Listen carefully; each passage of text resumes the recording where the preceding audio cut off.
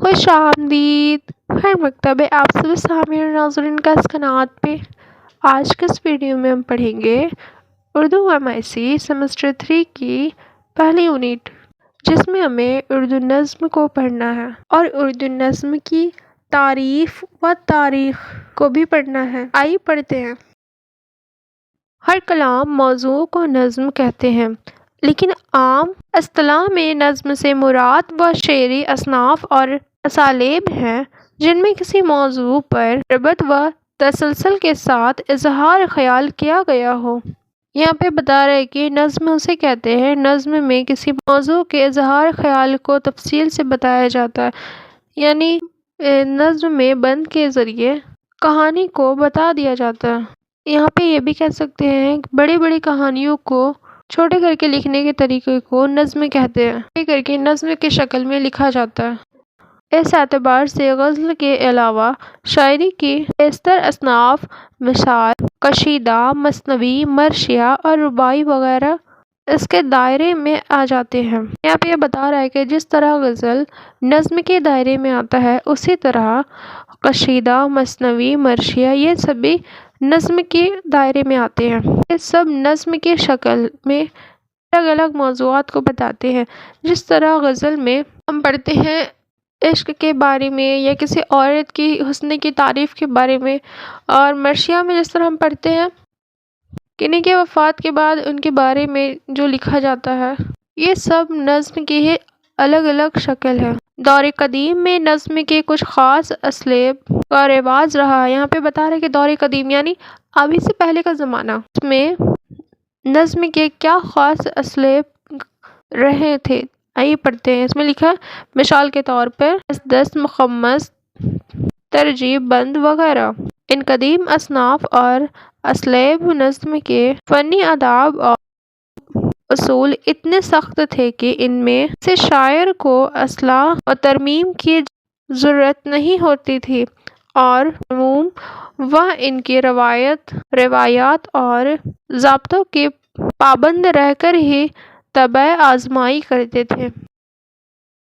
لیکن جب زندگی اور زمانے نے کروٹ بدلی، ملک میں نئے حالات اور نئے مسائل پیدا ہوئے، سیاسی، سماجی، تعلیمی اور تہذیبی میدان میں نئی تبدیلیاں رونمائی ہوئیں اور نئے خیالات عام ہوئے، تو اردو نظم کے روایتی اسالیب میں بھی تبدیلی کی ضرورت محسوس ہوئی۔ یہاں پہ بتا رہے کہ جس طرح پورے زمانے میں ہر چیز کی تبدیلی ہو رہی تھی ہر جگہ، تبھی اردو نظم میں بھی کچھ تبدیلی ہوئی، اور اس طرح نظم جدید کا آغاز ہوا۔ جدید یعنی نیا زمانہ، سے آج ہم سب پڑھتے ہیں۔ تقریباً گزشتہ 100 سال کا زمانہ نظم جدید کے فروغ کا زمانہ کہا جا سکتا ہے۔ یہ بتا رہے کہ ابھی سے 100 سال پہلے کے زمانے کو کہا جا سکتا ہے۔ جس طرح دنیا کی ہر زبان کی ابتدائی نظم یا شاعری سے ہوئی ہے، اسی طرح اردو زبان کی ابتدائی بھی شاعری سے ہوئی۔ شاعری میں غزل اور نظم دو ایسی اصناف سخن ہیں جو اردو شاعری میں ابتدا ہی سے وجود میں آئی ہیں۔ نظم کی باقاعدہ شروعات شمالی ہند میں ہوئی۔ اس زمانے میں امیر خسرو کی پہلیوں اور کبیر داس کے دوہوں نے شاعری میں خاص جگہ پیدا کر لی۔ یہ اردو شاعری کا ابتدائی دور تھا۔ اس کے بعد اردو شاعری کا ستارہ چمکا اور اکبر بادشاہ کے عہد سے اورنگزیب تک شاعرین نے خاص ترقی کر لی۔ یہاں پہ بتا رہے ہیں کہ اردو میں سب سے پہلے امیر خسرو کی پہلیوں اور کبیر داس کے دوہوں نے میں الگ سی جگہ پیدا کر لی۔ یہ اردو شاعری کا پہلا شروعاتی دور تھا۔ اس کے بعد اردو شاعری مشہور ہو گئی۔ اس دور میں نظم، مرثیے، مثنویوں اور قصیدے لکھے گئے۔ اسی وقت اسی زمانے سے یہ لکھا آ رہا ہے۔ ریختہ بھی اس دور کی پیداوار ہے۔ اردو نظم نے ترقی کی مختلف منازل طے کیے۔ نظم کی ترقی کے ان منازل میں ایک دور تو قاعدہ نظم گوئی کے زمانے سے پہلے کا ہے، جس میں مختلف شاعر اردو نظمیں لکھی، لیکن یہ نظم وہ مقام حاصل نہ کر سکی جو معیاری نظموں کو حاصل ہوا۔ لیکن اس حقیقت سے انکار نہیں کیا جا سکتا ہے کہ باقاعدہ دور کی نظمیں ہی باقاعدہ ادوار کی نظموں کی بنیاد اور ترقی کا باعث بنے۔ لیکن کے مشہور شاعر محمد قلی قطب شاہ کے کلیات میں بہت سی نظمیں ملتی ہیں۔ دیگر شاعر نے بھی نظمیں لکھی، مگر یہ نظم اردو نظم گوئی کی کوئی روایت نہیں بن سکی۔ یہ ایک حقیقت ہے کہ اردو نظم کا باقاعدہ رواج دور جدید میں ہوا۔ جدید یعنی نیا زمانہ۔ آج کے نیا زمانہ شروع ہونے سے پہلے نظم اکبر آباد نے نظم کا ایک پورا کلیات مرتب کر دیا، جس میں زندگی سے تعلق رکھنے والے موضوعوں پر نظمیں ملتی ہیں۔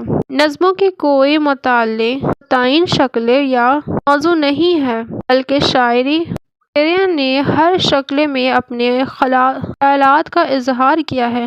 جہاں تک موضوعات کا تعلق ہے، نظم میں بڑی وسعت ہے، اس لیے موجودہ دور میں ہر طرح کی نظمیں دیکھی جا سکتی ہیں۔ اردو نظم نگاری کے ارتقاء کو ابتدائی دور شاعری مقدمین، بین دور شعراء اور موجودہ دور کے شعراء میں تقسیم کیا جاتا ہے۔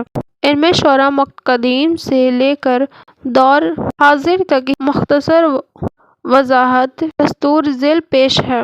شاعری مقدمین کا زمانہ 1550 عیسوی سے لے کر 1700 عیسوی تک رہا۔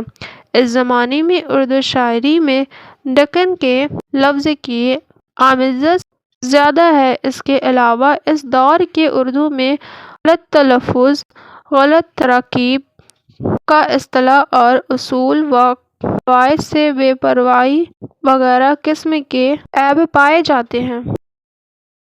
تاہم اس دور میں غزلیں، قصیدے، مرثیے، مثنویہ، نیچرل نظمیں، اخلاقی و معاشرتی نظمیں، جنگ نامے اور شاہ نامے وغیرہ سب کچھ لکھا گیا ہے۔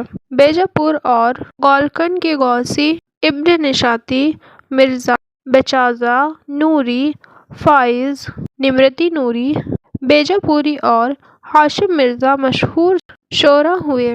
1700 عیسوی سے لے کر 1750 عیسوی تک کا زمانہ قطب شاہی اور عادل شاہی کے بعد کا زمانہ ہے۔ یہاں پہ بتا رہا ہے کہ 1700 سے لے کر 1750 تک کے بعد کا زمانہ جو ہے وہ قطب شاہی، عادل شاہی دونوں کے بعد کے زمانے ہیں۔ ان سے پہلے ان کا زمانہ ہوا کرتا تھا۔ اس دور میں زبان پہلے سے زیادہ صاف، سادہ اور آسان ہو گئی۔ مضمون آفرینی کا آغاز ہوا۔ جو شعراء دلی سے ہو کر واپس آئے، ان کے کلام میں دکنی زبان کی آمیزش بہت کم ہے۔ اس دور میں بحری، مجری، بحری، فیاض ولی، اورنگ آبادی، باقر، ہاشم علی آزاد اور سراج غزل کے مشہور شعراء ہوئے ہیں۔ 1700 عیسوی سے پہلے جو شاعری ہوئی وہ سب کی سب نہ موجود ہے اور نہ محفوظ ہے۔ جس قدر محفوظ ہے وہ متفرقات میں شمار ہونے کے قابل ہیں۔ ولی اورنگ آبادی کے دلی آنے کے بعد غزل گوئی کا عام رواج ہوا۔ دلی اور شمالی ہند میں شعراء مقدمین کا دور 1700 عیسوی سے لے کر 1750 عیسوی تک کا زمانہ ہے۔ آبرو، مضمون، اکرم، کلیم، خاتم، فغاں اور مرزا مظہر اس دور کے مشہور شعراء ہوئے ہیں۔ 1730 سے لے کر 1830 عیسوی تک شعراء متوسطین کا زمانہ ہے۔ یہ زمانہ اصلی اور سچی شاعری کا بہترین دور ہے۔ اگرچہ دارجہ زبان، ادب اور عروض کی خامیاں موجود ہیں، لیکن پہلے سے کم ہے۔ اس میں بتا رہے کہ 1730 سے لے کر 1830 تک کا جو زمانہ رہا ہے وہ اصلی اور سچی شاعری پہ موجود ہے۔ اس میں خامیاں ہیں مگر پہلے سے کم ہے، پہلے سے بہتر ہے۔ یہ جدت اور لطافت، خیال اور وسعت نظر پہلے سے زیادہ ہے۔ دور میں دلی کے مشہور شعراء اصول، میر اور سودا وغیرہ لکھنؤ گئے اور وہاں شاعری کا دورہ شروع ہوا۔ اس دور میں شمالی ہندی میں سودا، میر، درد، قائم، یقین، سوز، ہدایت اور قدرت شور شرح ہوئے ہیں۔ اس دور میں زبان و بیان کی صفائی، سادگی، شیرینی اور بے ساختگی دور اول کی طرح ہے۔ غزل کی طرح اس دور کا بڑا کارنامہ میر حسین کی مثنوی شرح البیان ہے۔ یہ اردو کا بہترین اور پہلا مثنوی ہے۔ پہلے شعراء کے بعد مصحفی اسرا، بقا، حسرت، میر حسین، رات، انشاء، تنگین، ناسخ، خالق اور ضمیر مشہور اور بلند پایہ شاعر ہوئے ہیں۔ 1800 سے لے کر 1850 عیسوی تک اردو شاعری کا انقلابی دور رہا۔ اس دور میں اردو زبان اور شاعری کے اصول مرتب کیے گئے ہیں۔ نئے نئے موضوعات کو شاعری میں داخل کیا گیا۔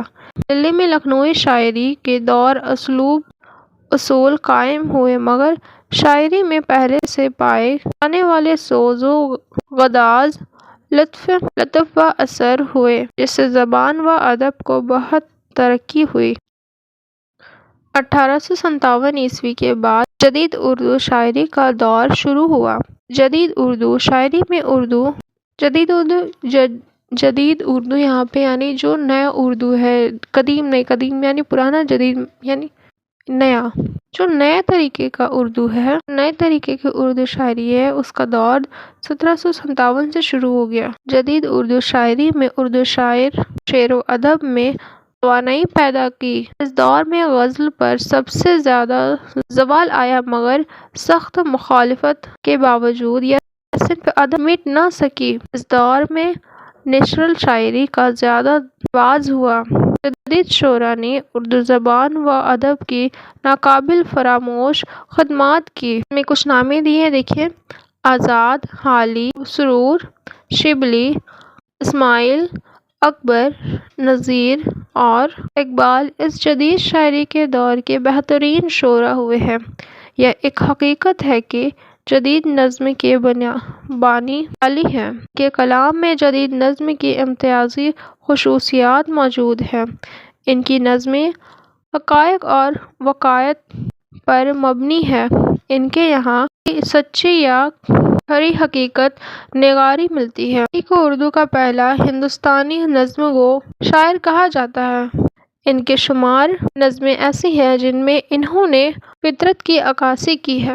انہوں نے کافی تعداد میں طربیہ اور نشاطیہ نظمیں لکھی ہیں۔ اردو نظم نگاری کا دور جدید اس وقت شروع ہوا جب لاہور میں انجمن پنجاب قائم ہوئی اور آزاد نے جلوسوں میں نظم جدید کے حق میں دھواں دھار تقریریں کیں اور غزل کے بجائے نظم کی وکالت کی۔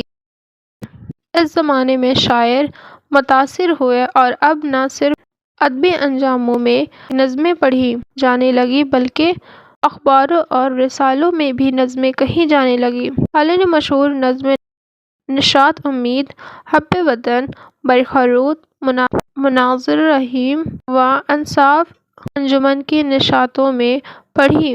انہوں نے جدید نظم کی بنیاد ڈالی۔